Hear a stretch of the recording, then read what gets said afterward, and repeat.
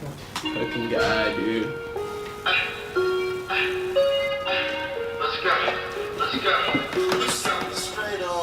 Yo, welcome back to part 2 of our segment here, September 18th, week 2. Onto the waiver wire pickups this week. We have to take a little lunch break. Take a little shit break for me. You gotta feed me too, baby. I need Ezekiel Elliott, but I gotta get fed too. And we're not talking number 2 for part 2. Let's get it. Right here on the waiver wire pickups. Very, very exciting. Very, very essential part of our fantasy teams. You know, we gotta pick up those waivers. You gotta hit those waiver wires. For some reason, you're 0-2, or for some reason, you're like the Packers, or not the Packers, the Browns. 0-1-1. The Packers are 1-0-1. For some reason, if you're 1-0-1, hit the waiver wires. You gotta get something doing. You gotta switch up your team. You can't get comfortable with the team you drafted, Alex. Yep. You gotta hit those waivers. The waivers are the most essential thing if you are trying to win the championship. Unless you drafted the perfect team on draft day, which you probably didn't. You need some waivers if you're trying to make it deep in the season. But also, you gotta look into next year. Alvin Kamara, waiver wire pickup last year. Who else? Zach Ertz, I don't believe he was drafted last year. Waiver wire pickup. So if you are running a keeper league, waiver wires are extremely essential. Extremely essential.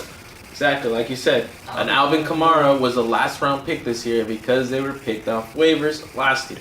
So, going into the waivers, we're going to go ahead and then start with our quarterback position. So, Mondo, who do you got this year? Who are you trying to pick up off of waivers? Well, Alex, based off his performance last week and week 1 performance, I'm really liking Blake Bortles.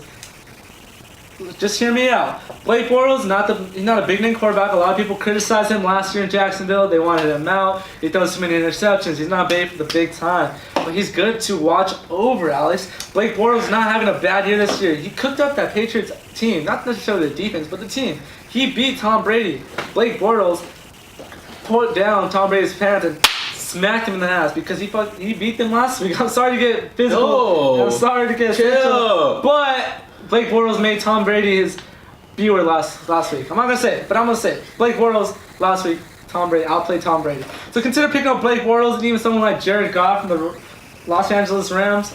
Jared Goff has a good wide receiver core this year with Woods, Cooks, Kupp. He's getting receptions. So throw those two, consider picking them up. Yeah.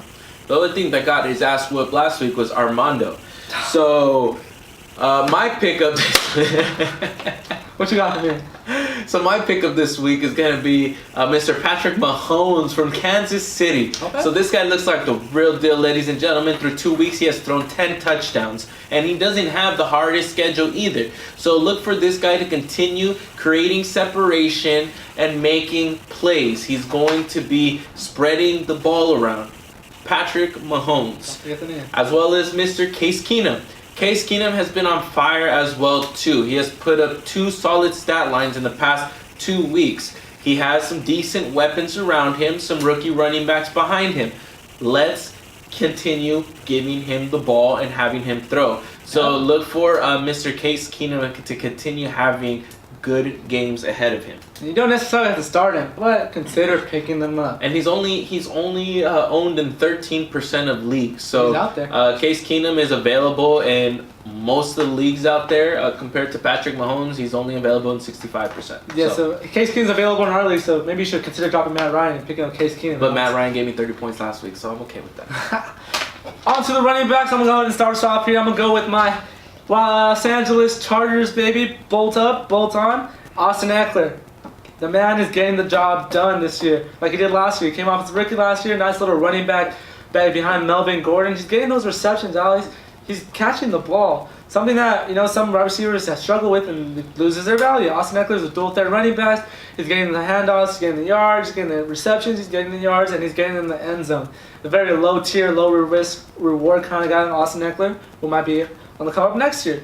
Another wide receiver I have is Giovanni Bernard from Cincinnati Bengals. Only reason I'm considering you guys to pick him up on waivers because Joe Mixon is out with an injury. Cincinnati likes to run the ball. They like to pound the ball. They like to pound the ball inside the corners and the inside A gaps, B gaps. So Giovanni Bernard is not a bad pickup. He's also good in the end zone. He's a big running back. He'll get in those red zones for you. So those are my 2 running back pickups. Alex, surprise me. What you got here, man? So for me, a running back that I like, and after this week, He's definitely taken a lot of the reps, and I feel he's going to take more of the workload, and that is Mr. Lindsey, running back from Denver.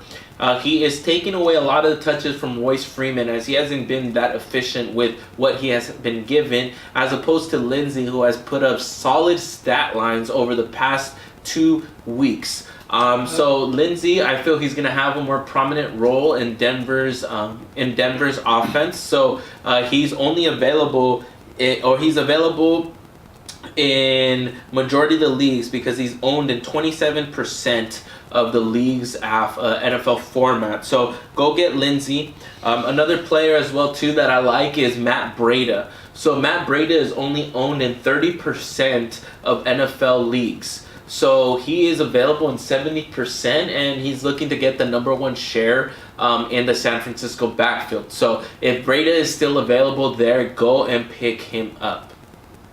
You heard it here first. Go pick up Matt Breida. He's not a bad pickup. Definitely. Like we said again, for keeper league purposes, if you're in a keeper league, consider picking up Matt Breida for your 16th round pick next year. That's a fun 16th round pick if you ask me.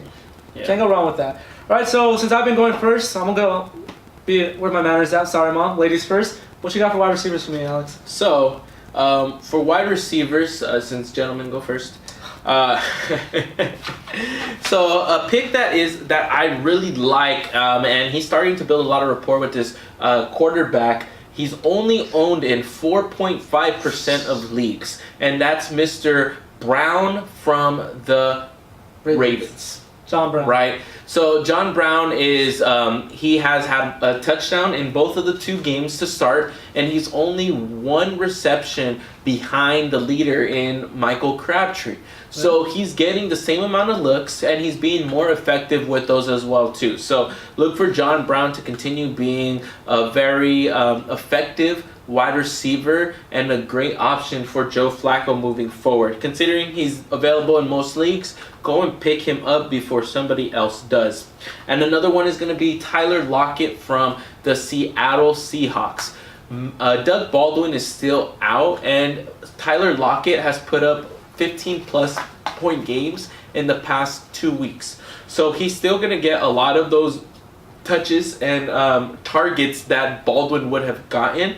So look for Tyler Lockett to continue having solid games, being that he's also involved in the special teams. He can give you a special teams touchdown as well too. So Tyler Lockett is a good pickup.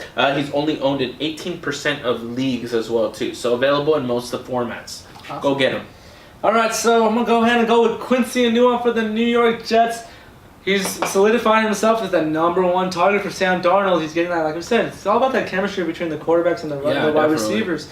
If you can put trust in your quarterback, they're going to throw the ball to you. He has 13 receptions. He's getting a lot of targets. Quincy Enunwa is getting looks. 155 yards. He's not a bad option to pick up off waiver wires, and he's also only owned by 24.4% of fantasy owners. He's not out there. He's available. He's available. Second, go get him. With D.D. Westbrook out of the Jacksonville Jaguars. I like those Jacksonville Jaguar running wide receivers this year.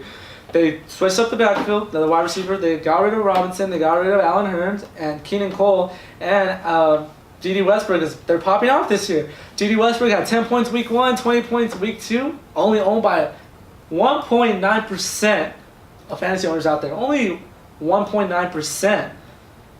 Go get D.D. Westbrook. The speedster. Go get D.D. Westbrook. So D.D. Westbrook is the fastest guy right there. So of the wide receiving core, go and get D.D. Westbrook. I like it. Yeah. So next, we're gonna go into our tight ends. And who do we like at tight end? Well, for me, is a guy who had a big game last week, and I think that he's gonna continue to have some good games. And that's going to be Sir Jesse James, tight end for Pittsburgh Steelers. So last week he put up 100-plus yards receiving with the touchdown. So he's probably not going to be getting that many receiving yards also often.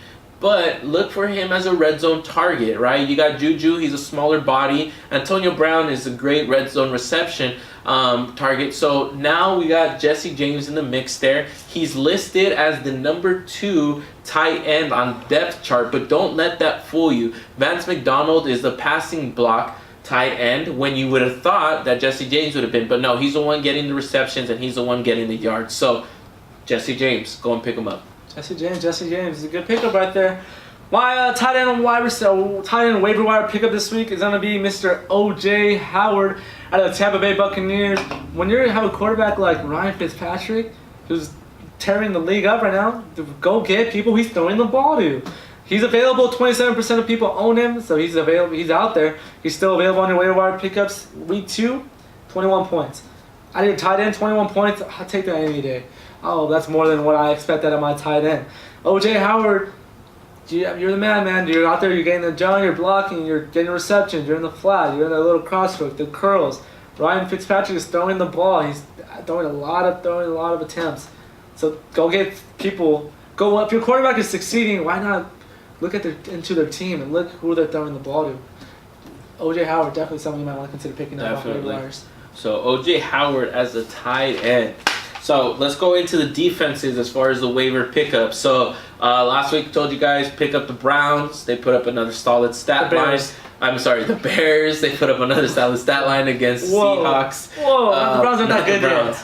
They're getting there. This week, a defense that I really like and the way that they're performing is going to be the Miami Dolphins. So what a lot of people aren't aware of is that they've actually had 15-plus point games in the past 2 weeks. Really? So they are third in turnovers as well too. So they have had 5 interceptions and 1 forced fumble so far this year. So they are actually leading the league as well too in interceptions. Well, they're tied with the Jets in Seattle, but they are turning the ball over, right? So they have good matchups as well too this year. They're in a weak division, so look for the Miami Dolphins to continue having some pretty good stat lines. So them, I'm going to go more off of a matchup basis. Like I said, don't start a defense who's going up against an elite quarterback, but the Dolphins can definitely make some starts for you this year. So look for the Dolphins to continue having some solid games. Yeah, I'm going to stay in that AFC East division as well. I'm going to go with the New York Jets, who, like you said, they're above the league on turnovers. They're getting the ball. They're turning the ball over and they're giving it back to Sam Darnold. They're getting interceptions. They're getting sacks. They're getting fumble recoveries. They're getting points. They're getting plus 10 points a week, you know? So look at there, 7 total turnovers in only 2 weeks. That's pretty impressive. Number 2 in the league. Very, very impressive. 3 interceptions so far this year. You know, the Jets defense is definitely someone you want to monitor. It's definitely someone you want to consider picking up. They got a good defensive nose tackle. With Leonard Williams. Jamal Adams, very, very big on Jamal Adams. A great secondary safety. So the Jets is definitely someone you want to consider monitoring, picking up. Yeah, Jets are a great defense, and that's actually a team as well too that I told you guys they are going to be hot. So go pick up the defense. Go and get the defense. And then lastly, don't forget about my kickers, baby. Kickers, what happened this week? I don't know. If you have a Browns kicker, I'm sorry. If you have a Vikings kicker, I'm sorry. If you have Greg DeLay, hey, sorry. Get better soon, Greg DeLay. But you're going to need to pick up some kickers this week. So my kicker, I'm going to go ahead and pick a Randy Bullock from the Cincinnati Bengals. Don't worry, Randy Bullock, I haven't forgot about you. You were good with the Texans. Now you're in the Bengals, and he's averaging 10 points a week. As a kicker, 10 points a week is going to help. That can make a difference in your team. So Randy Bullock's definitely getting those field goal attempts. He's knocking them down. He hasn't missed a field goal this year. So I'm looking for consistency out of my kicker. Randy Bullock is definitely someone you want to consider. Nice. So for me, when I'm looking at starting a kicker, I'm looking at 2 things. I'm looking at how far can this guy kick the ball. Obviously, that's important. Yeah. And who is the quarterback that's going to be driving them down the field, right? Because if they can't get past or in field goal position, what is that going to help you?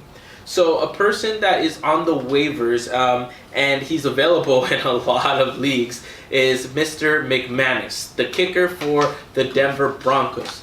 Considering the fact that McManus can easily kick a 50-plus yard field goal, that's going to give him a lot more wiggle room than other kickers in the league, right? So most leagues as well too are going to give you a bigger point basis when they kick a 50-plus yarder, right? So in our league in particular, we have a 5-point play if they kick a 50-plus point yarder. So McManus has that leg to be able to do that, and Case Keenum is putting together the drives to be able to put him in that position. Yeah. So his opportunity coming up in the this year is going to be pretty big. So look to go pick up McManus if you have had any of those kickers that Armando mentioned.